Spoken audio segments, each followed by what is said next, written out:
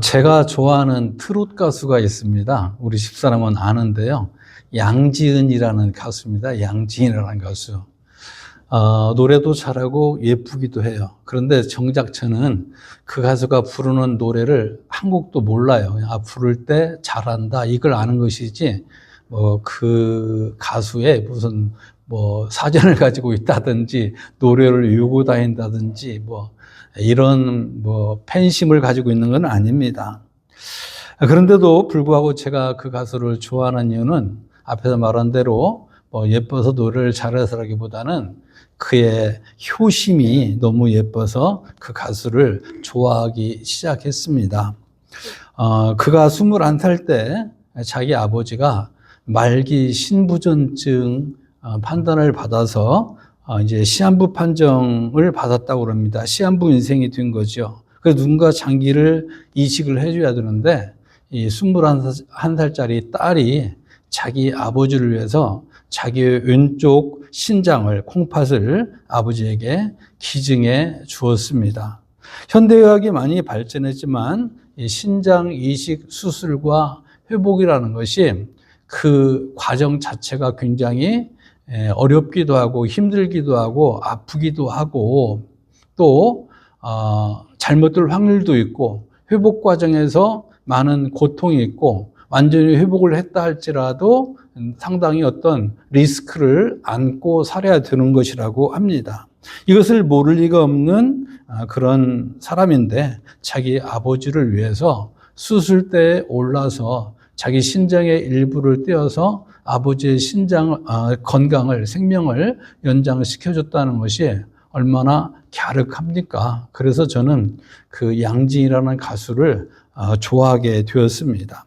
그 사람이 예수를 믿는 사람인지 아닌지는 잘 모르겠습니다. 그런데 중요한 것은, 분명한 것은 사랑이 무엇인지 이것을 우리에게 굉장히 구체적으로 보여주고 있다는 것이죠. 성경에는 우리가 요한일서를 읽었는데 성경에는 요한이라는 이름을 가진 사람이 5명 정도가 나와요. 그런데 이제 대표적으로 우리가 아는 요한은 세례 요한과 그리고 사도 요한이죠. 그런데 오늘 우리가 읽은 이 요한일서는 사도 요한을 통해서 우리에게 주신 하나님의 말씀입니다. 그런데 마가복음 3장 17절을 보면 예수님은 이 사도 요한에게 보아너게라는 별명을 지어주신 적이 있습니다.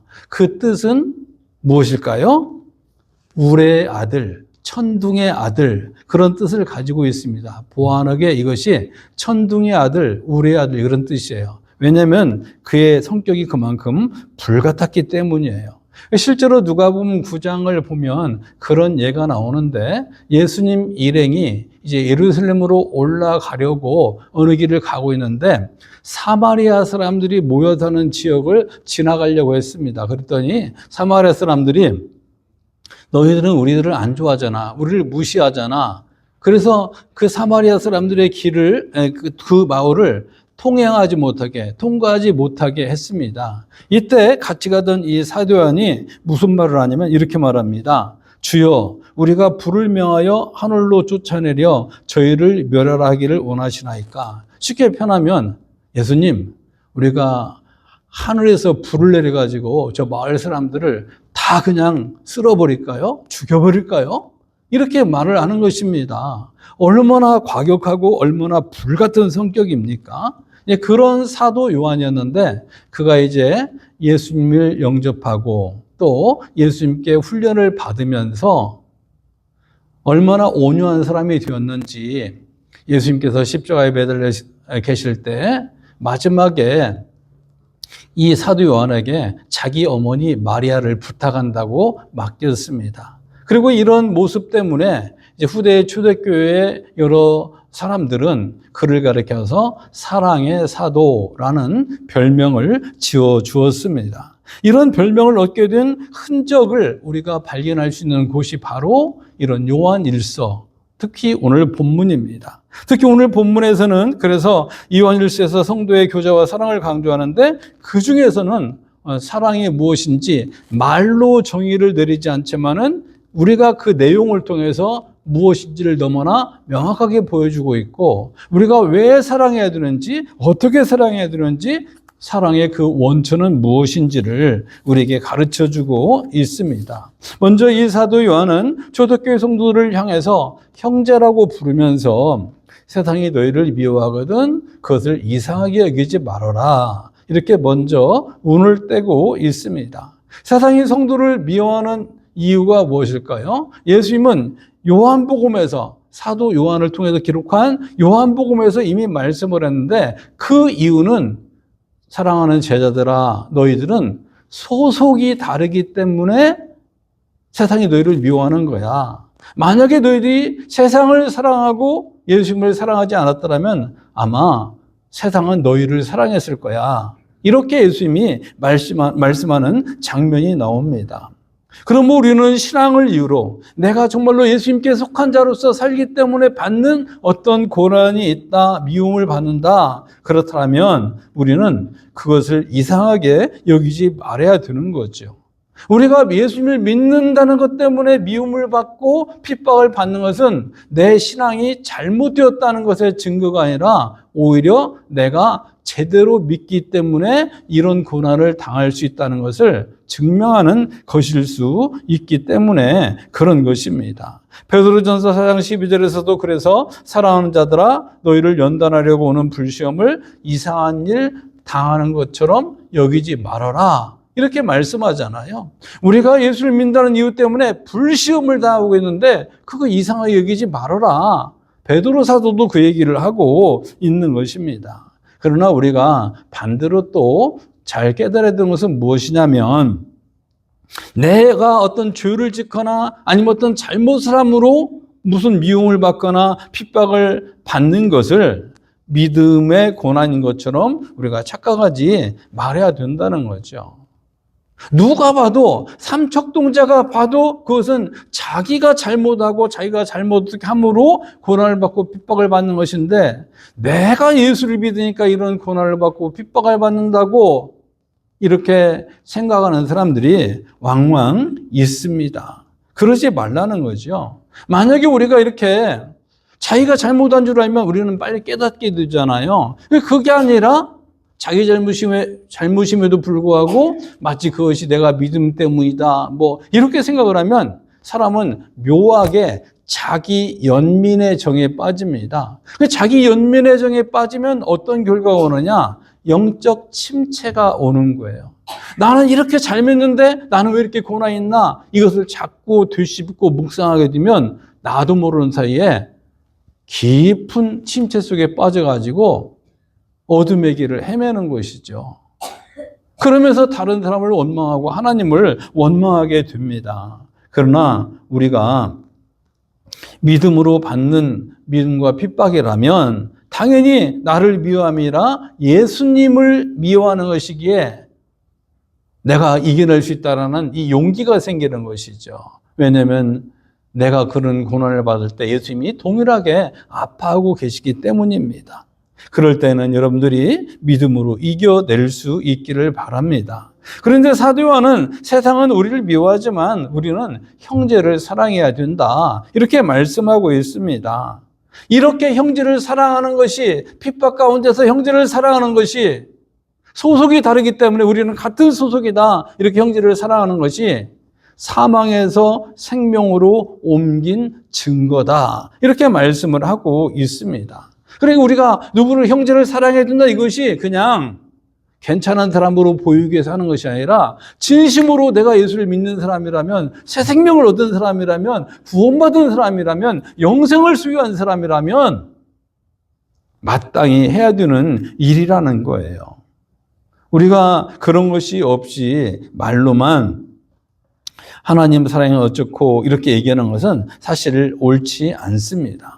요한복음 5장 24절에 보니까 예수님은 내 말을 듣고 또 나 보내신 이를 믿는 자는 영생을 얻었고 심판에 이르지 아니하나니 사망에서 생명으로 옮겼느니라, 이렇게 말씀을 하고 있습니다. 내 말을 듣고 또 나 보내신 이를 믿는 자는 영생을 얻었고, 이런 말씀을 듣고 볼 때 앞에서는 사랑이 어떤 영생의 믿음의 증거라고 말씀하고 다시 여기서는 믿는 자는 영생을 얻는다고 말씀을 함으로써 믿음과 형제사랑은 동전의 양면과 같다는 사실을 예수님이 또 말씀하고 계신 것입니다. 따라서 우리가 믿음이 있다고 하면서 사랑이 없다면 그것은 행함이 없는 죽은 믿음이나 다를 바가 없다는 거죠. 또 요한은 오늘 15절에서 보니까 형제를 미워하는 자는 살인하는 자로 그 사람 안에는 영생이 없다 이렇게 말합니다.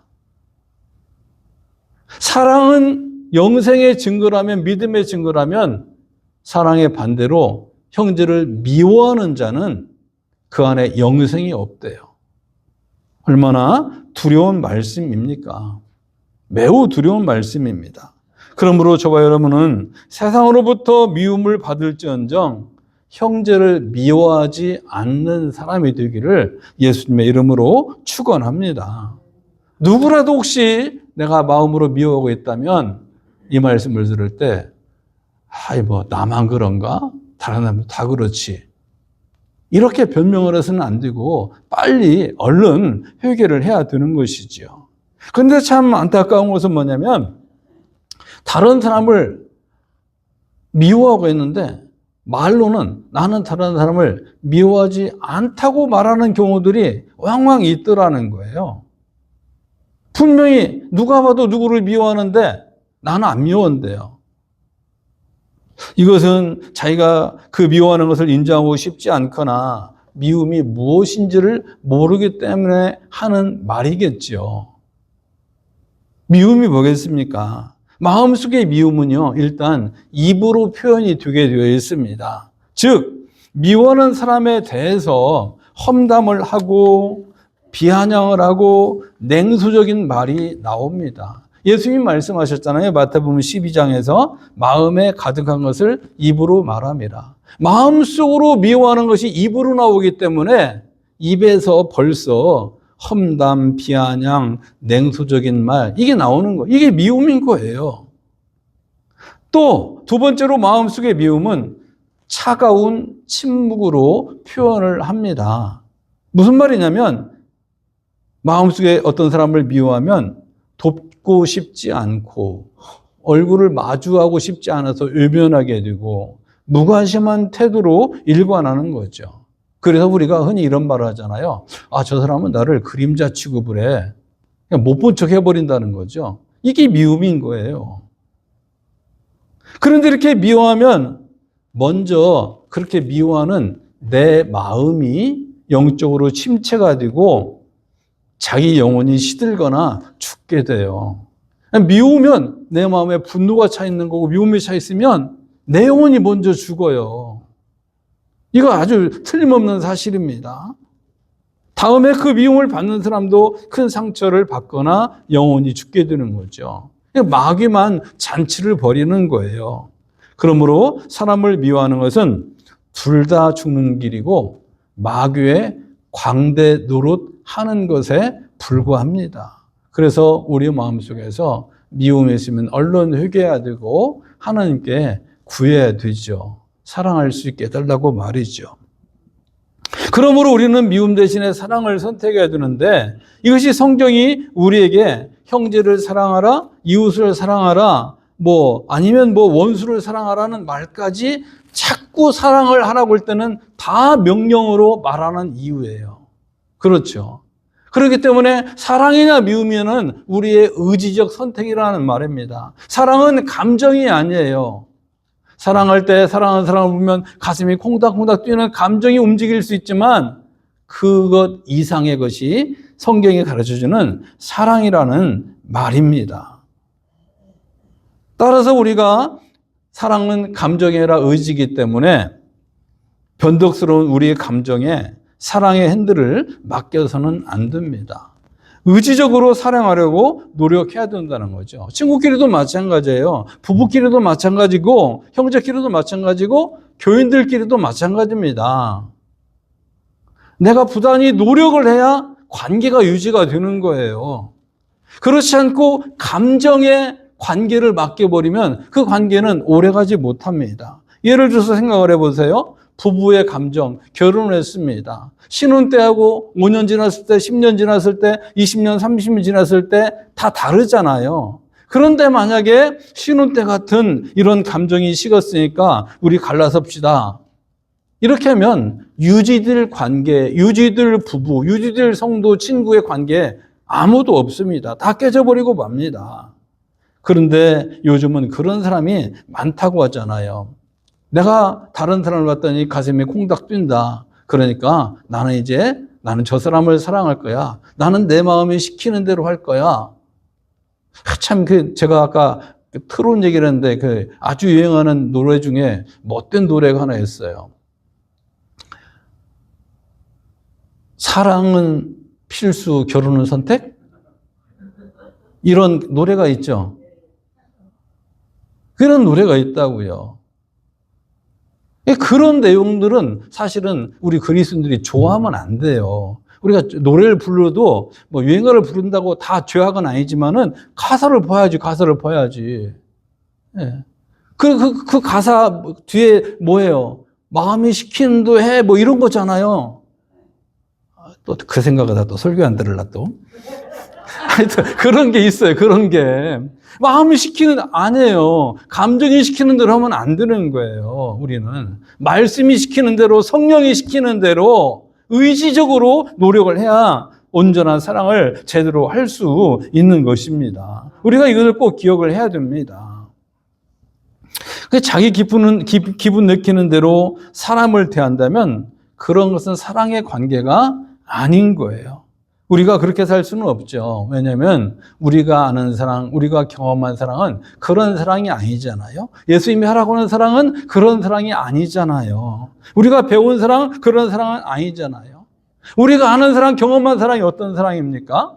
오늘 16절 말씀을 같이 읽어보겠습니다. 시작. 그가 우리를 위하여 목숨을 버리셨으니 우리가 이로써 사랑을 알고 우리도 형제들을 위하여 목숨을 버리는 것이 마땅하니라. 아멘. 하나님의 사랑은 죄인인 우리를 사랑하셔서 죄 없는 독생자 예수님을 십자가에 내어주시기까지 사랑하셨습니다. 가수 양지은은 자기 아버지를 위해서 신장을 내어줬지만 예수님은 죄인인 우리를 위해서 생명을 내어주셨습니다. 아무 조건이 없는 사랑이에요.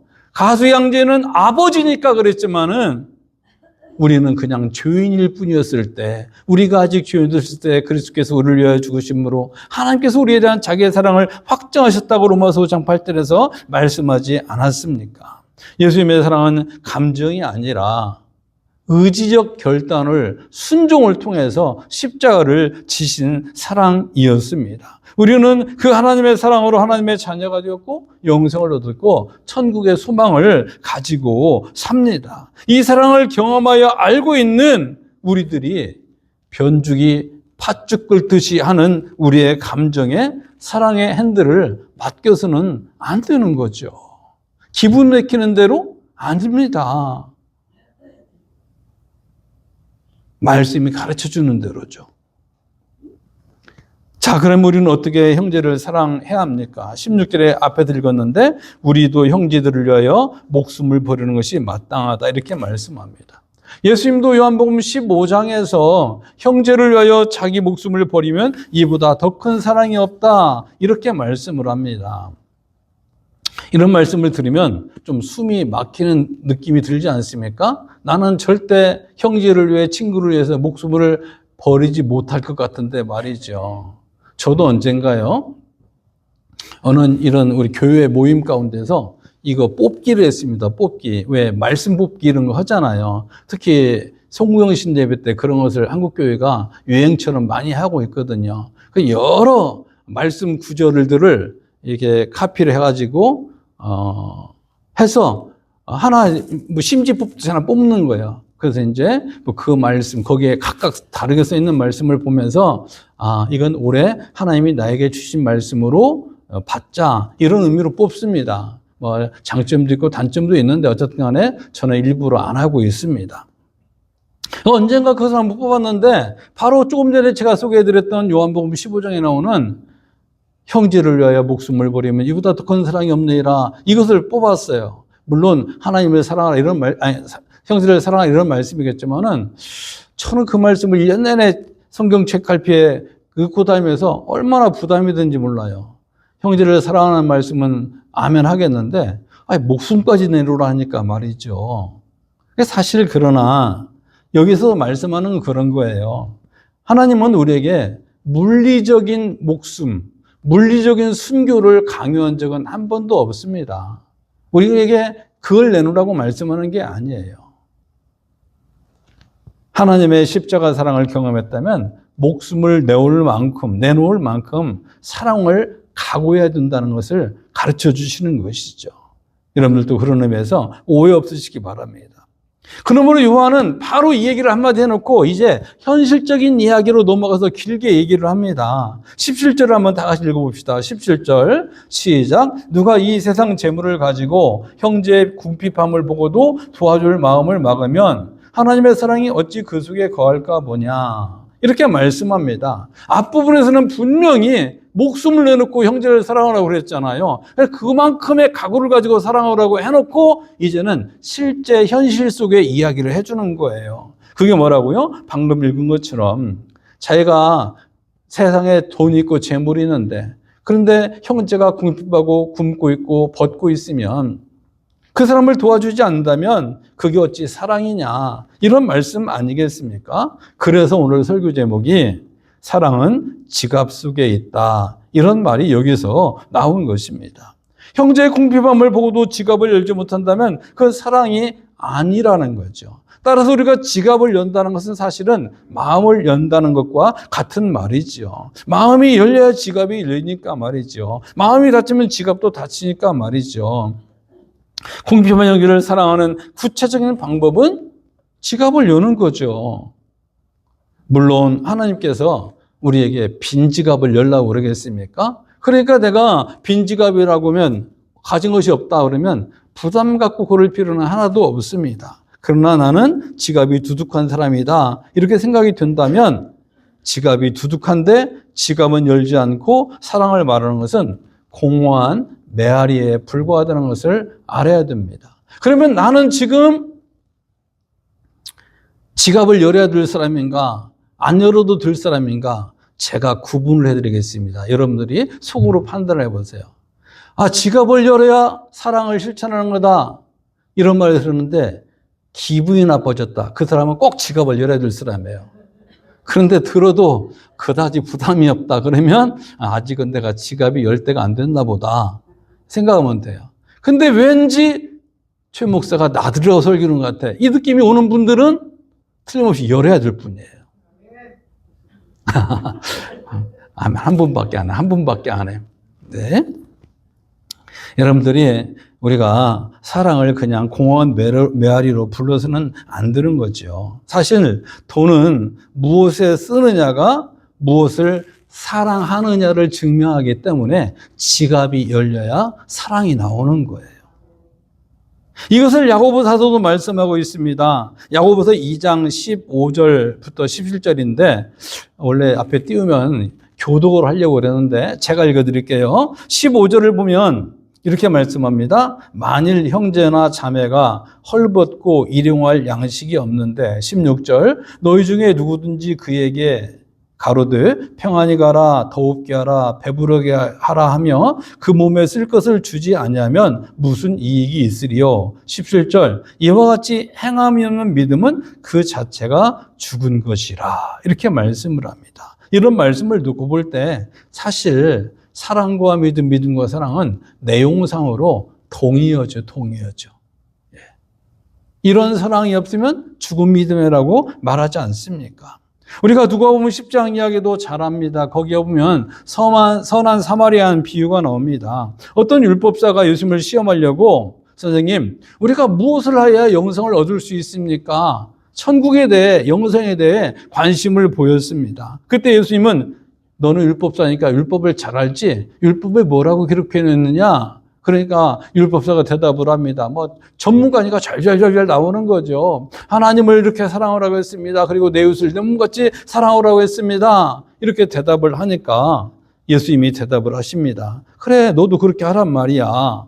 이렇게 예수님이 대답을 하죠. 그럴 때 이때 질문했던 율법사가 자기가 좀 상당히 괜찮은 사람처럼 보이고 싶어서, 그런데요, 내 이웃이 누구예요? 이렇게 질문합니다. 내가 이웃을 누군지 몰라서 나는 지금 못하고 있습니다. 라듯이 그렇게 질문을 하는 것이지요. 그때 예수님이 하신 말씀이 바로 선한 사마리아인 비유인 거예요. 어떤 사람이 강도를 만나서 거의 죽게 되었는데 지나가던 제사장과 레위인들, 이 사람들은 종교인들이잖아요. 오늘날로 말하면 뭐 목사님들, 장로님들, 권사 이렇게 볼 수가 있겠어요. 예를 들자면 꼭 그렇다는 게 아니라 그냥 지나갔는데 사마리아는 유대인들이 볼 때는 사람 취급을 안 하는 사람이 있던 거예요.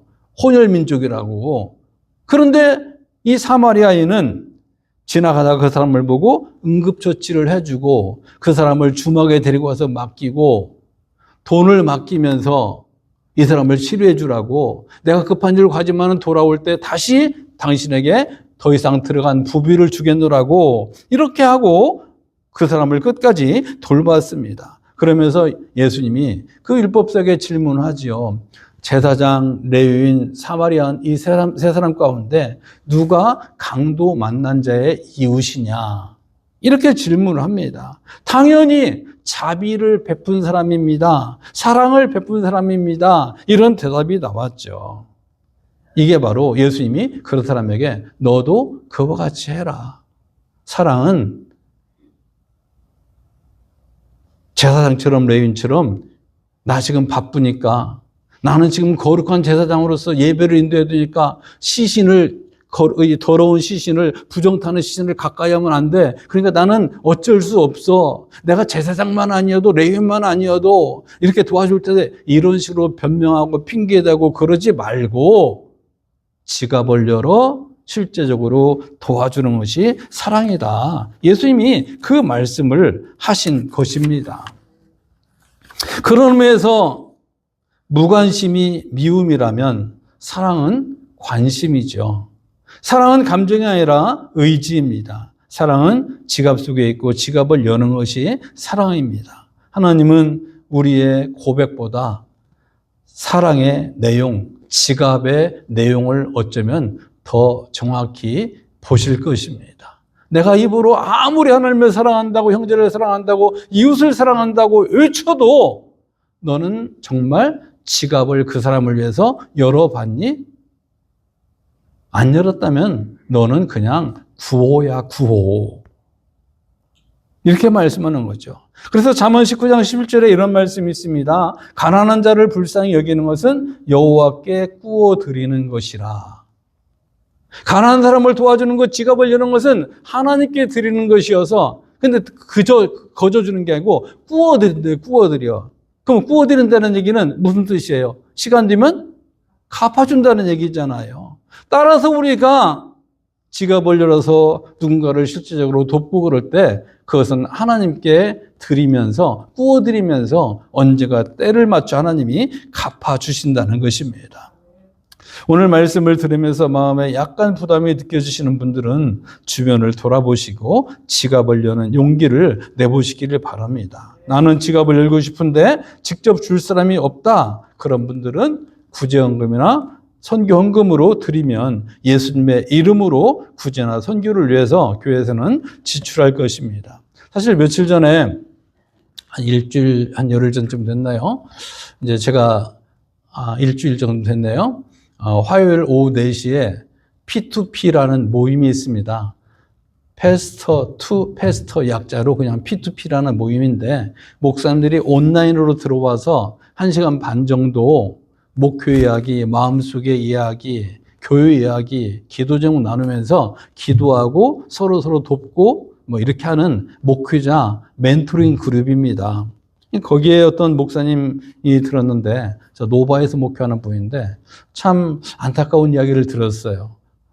제가 설교가 길어지니까 구체적인 얘기는 그냥 생략을 하겠습니다. 마음속에서 나도 저분을 위해서 좀 격려를 좀 해야겠다, 이런 마음이 들었습니다. 주변에 그런 사람들이 있죠. 또 아까 광고 말씀을 드린 것처럼 우크라이나에서 사역하시는 선교사님도 이제 3월 1일에 우리 교회에 방문하실 예정인데 우리가 좀 사랑을 실천할 수 있는 계기가 되면 얼마나 좋을까. 마치 우리가 너희가 하나님 사랑, 이웃 사랑을 구호로 들고 시작을 했는데 너희들 실천해 볼 수 있겠니? 이런 의미로 하나님께서 그런 목사이야기를 듣게 만드시고 그런 선교사님이 연락 오게 만드신 것 같기도 해요. 우리 교회에서 도움이 필요한 분 있다면 또 전해드릴 수도 있는 것이죠.